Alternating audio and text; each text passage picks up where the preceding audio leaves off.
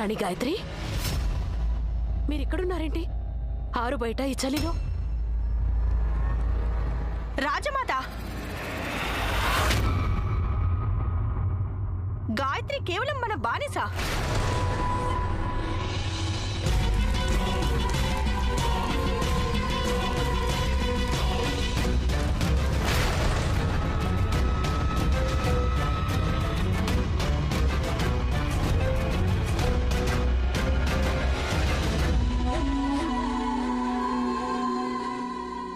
దీని గుండె రగిలిపోతోంది. ఆరు బయట బాగా మంచు కురుస్తోంది. చూద్దాం ఇది గెలుస్తుందో మంచు గెలుస్తుందో. ఈ రోజు నీకు మేము పరీక్ష పెడుతున్నాం. మాకు చూడాలనుంది, జోరుగా వీస్తున్న ఈ శీతల పవనాలు గెలుస్తాయో లేక రగులుతున్న నీ గుండె మంటలు. రాజేశ్వరి, నువ్వు మాట్లాడుతున్నది ఎవరితోనో నీకు అర్థమవుతోందా? రాజమాత, ఇప్పుడు మేమేమన్నాము? తానే అంటుంది కదా నేను సుమంగళిని, పతివ్రతని, భక్తురాల్ని అని. అది చూసేద్దాం ఇది దీని భర్త కోసమని మా పరీక్షలో గెలుస్తుందో ఓడిపోతుందో.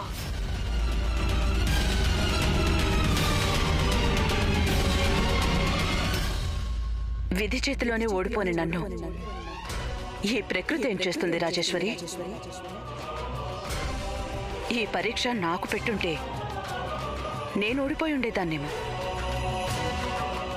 నువ్వు పెడుతున్న ఈ పరీక్ష నా ప్రేమకి, రాణాగారి పట్ల నాకున్న ప్రేమకి. నలుగుకి పసుపు దంచి పెడతాను. దాని రంగు ఎంత కడిగినా సరే ఎంతకే తగ్గదు. అది చూస్తాంగా.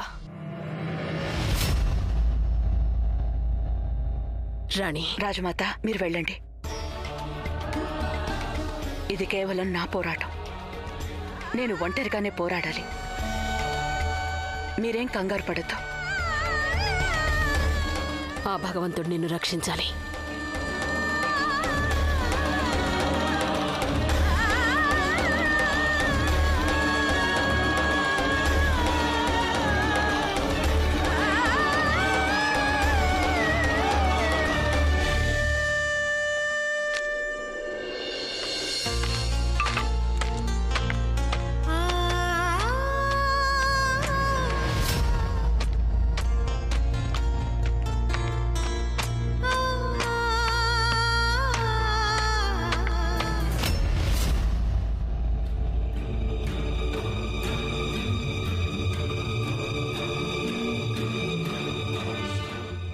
ఇంతకీ ఆ గాయత్రి అవినాష్ అస్థికల కలశాన్ని తీసి ఏం వెతుకుంటుంది?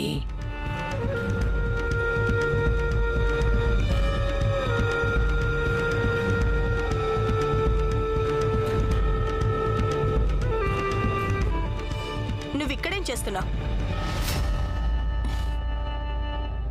సమాధానం వెతుకుతున్నాను.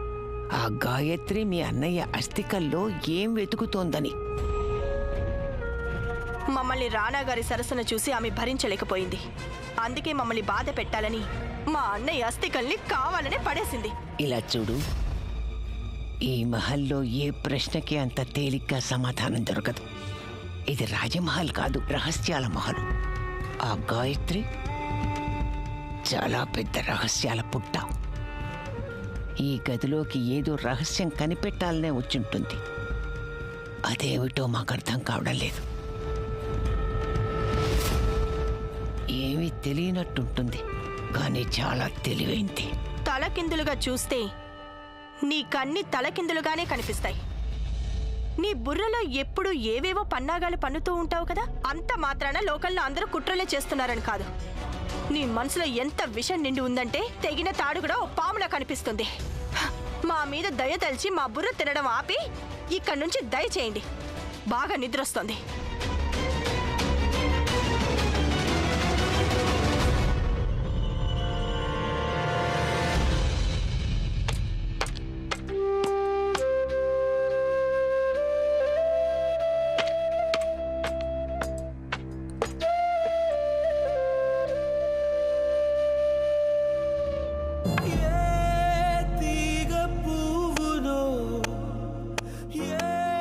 కొమ్మ తేటినో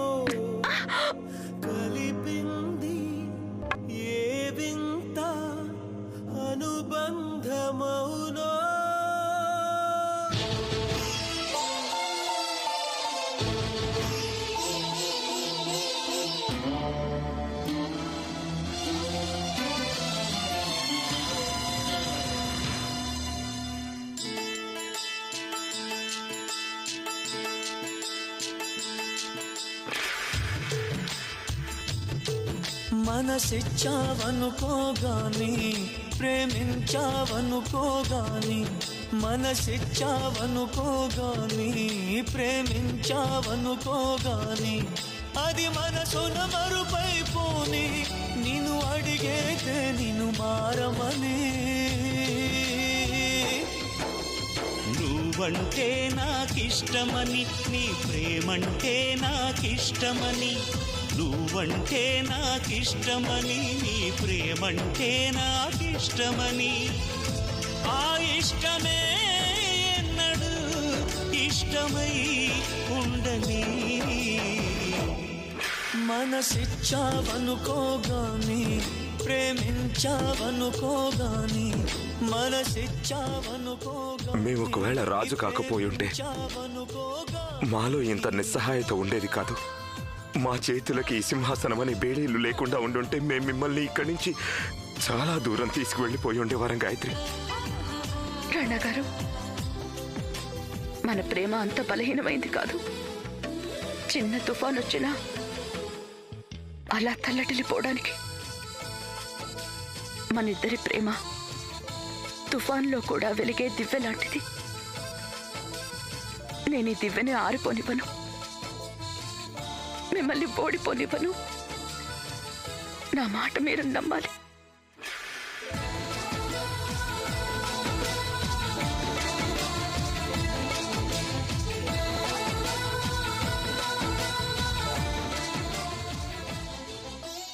ఇక మనల్ని ఎవరూ విడదీయలేరు. ప్రేమ వచ్చి గుండె తలుపు తీయమంటూ ఆగి ఉంది ఇంకా ఇంకా దూరమా.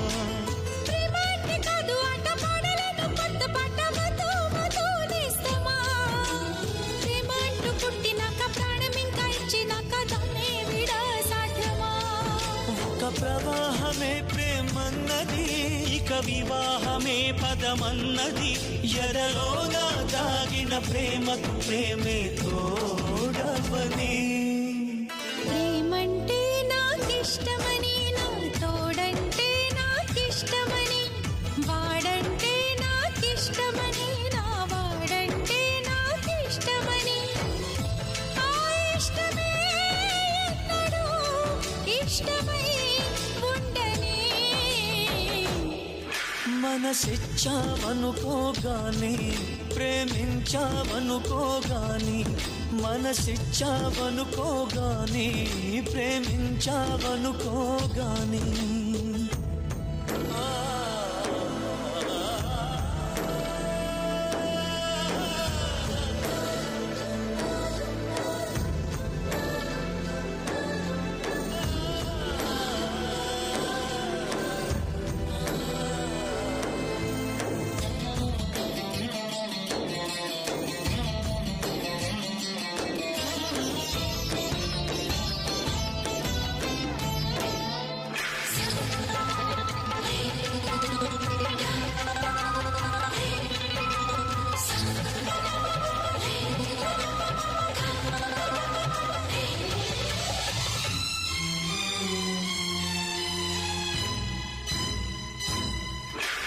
రేపు బాపు రెప్పలాగా ప్రేమ నిన్ను కాపుకాయు నమో నమో నేస్తమా. ప్రేమ ఒంటరవ్వరాదు, జంటలేక ఉండరాదు, చెయ్యేరంది ప్రాణమా.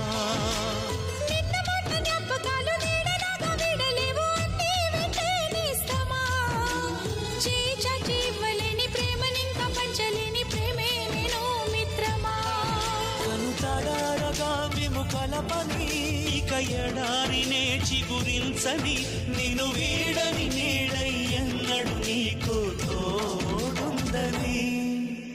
ప్రేమన్నది ప్రేమించునని, ఆ మరుపన్నది మరి లేదువని, ప్రేమన్నది మరణించదని, ఏ జన్మైనా విడిపోదువని, ఆ ప్రేమకే నాగతం స్వాగతం పాడని.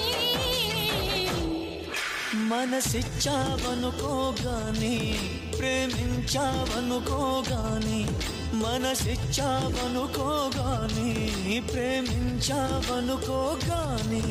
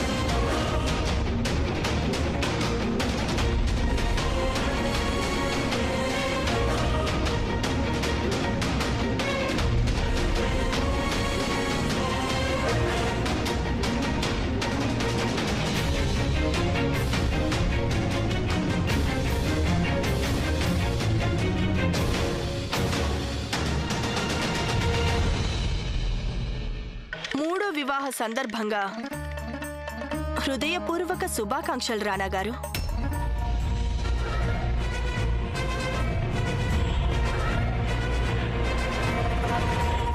మీకు మూడోసారే కానీ మాకిది మొదటి పెళ్లి. మాకు శుభాకాంక్షలు చెప్పరా?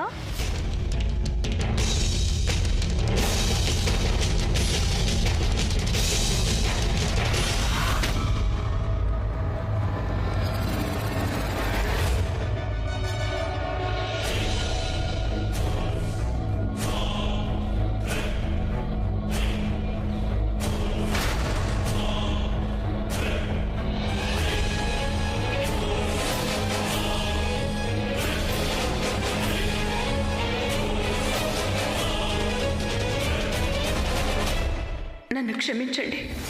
నా ప్రేమ బాధ్యత ముందు తల వంచింది. రాణా గారు, నేను మీకోసం నా సర్వస్వాన్ని ఇవ్వగలను, నా ప్రాణాలనైనా ఇచ్చేస్తాను. కానీ ఈ రహస్యం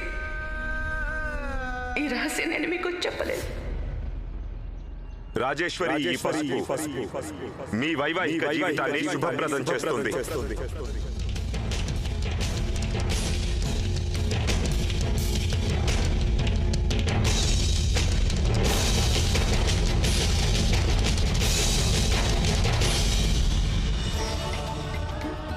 భగవంతుడా, ఒక భార్యగా నా ధర్మాన్ని నిర్వర్తించటానికే నేను ఇదంతా చేస్తున్నాను.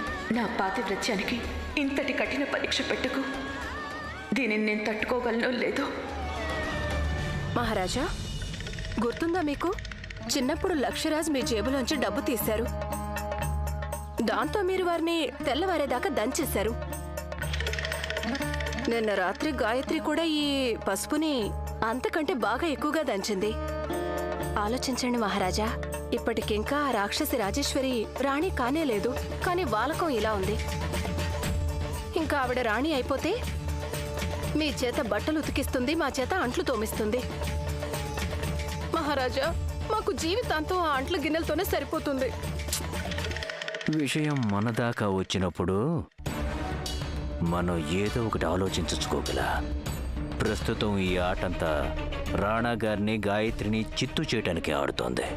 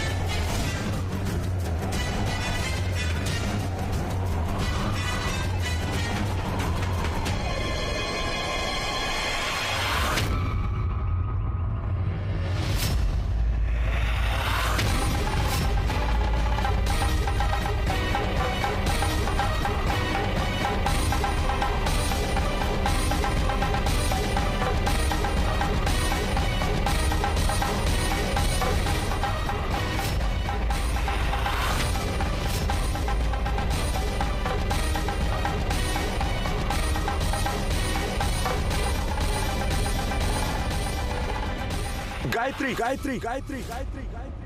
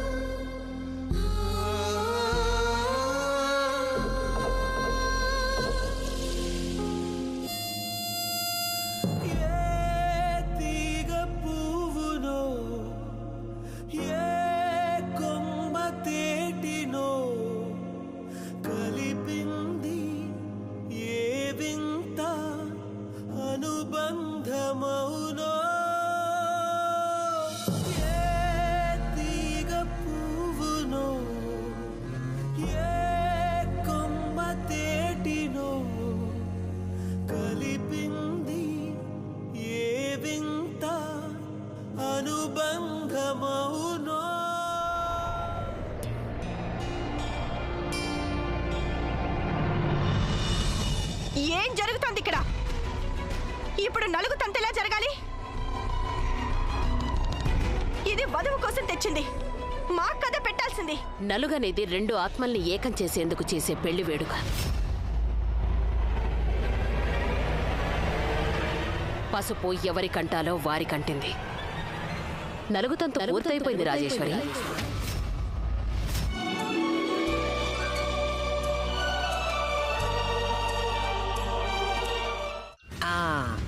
ఆ పార్వతీ పరమేశ్వరుల జంటల కలకాలం ఇలాగే ఉండాలి.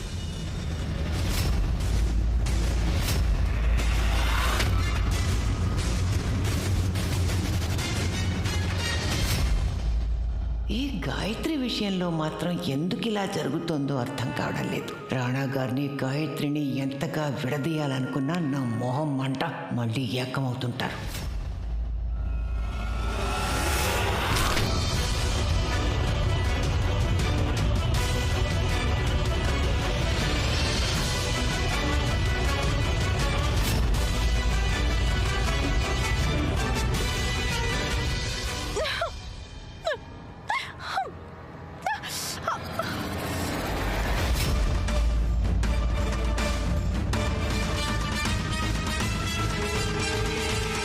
పాపం సేవకురాలు గారు, మేము చెప్పేది ఏంటంటే కాబోయే రాణి గారు ఇలా జరిగిందేమిటి? మొహం అంతా బురద. చిచ్చి.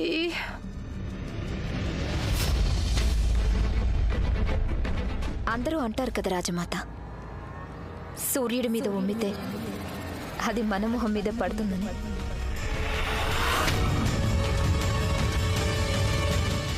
ఇంకొకటి కూడా అంటారు, హృదయంలో మాలిన్యం ఉంటే ఆ మాలిన్యం ఏదో ఒక రోజు అందరికంట పడి తీరుతుంది.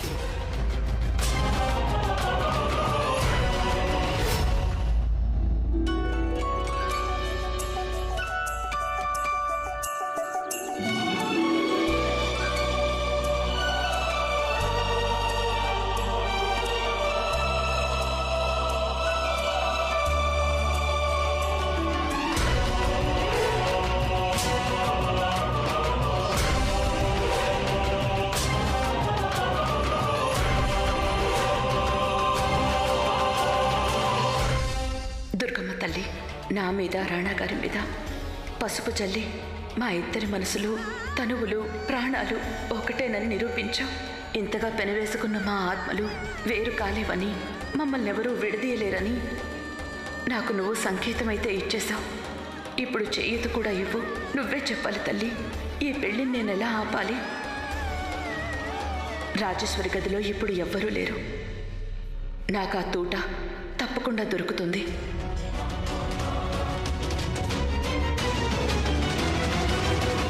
రాజేశ్వరి గదిలో ఎవ్వరూ లేరు. తప్పకుండా ఆ తూట నాకెక్కడే దొరుకుతుంది. ఆగో, ఎక్కడికి వెళ్తున్నావు? రాణా గారి దాసి, నీ బాధ్యతల నుండి తప్పించుకొని పారిపోతున్నావా? మా నుదిటి మీద ఈ మసి నీ కారణంగా అంటుకుంది కనుక ఇప్పుడు నువ్వే శుభ్రం చేస్తా.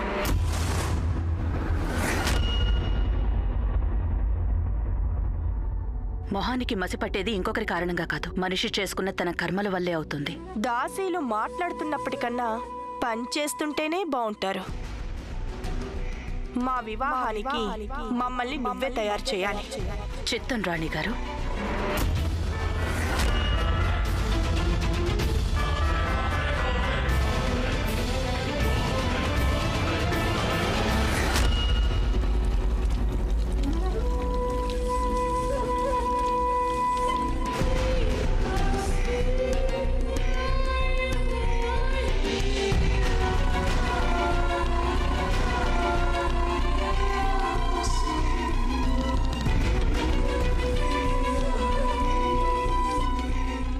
ఇదే సరైన అవకాశం. రాజేశ్వరి గదిలోకి వెళ్ళి ఆ తోటాన్ని వెతుకుతాను. ఎక్కడికి వెళ్తున్నావు? నీ పెళ్లి బట్టలు తీసుకురావడానికి వెళ్తున్నాను. నిన్ను తయారు చేయటం నా బాధ్యత అన్నావుగా.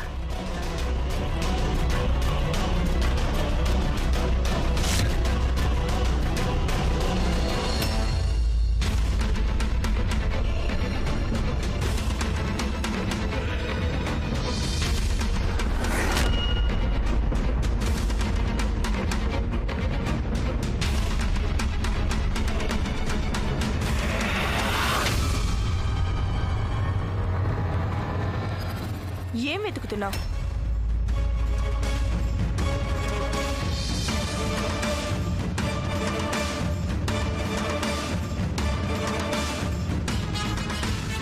అది నేను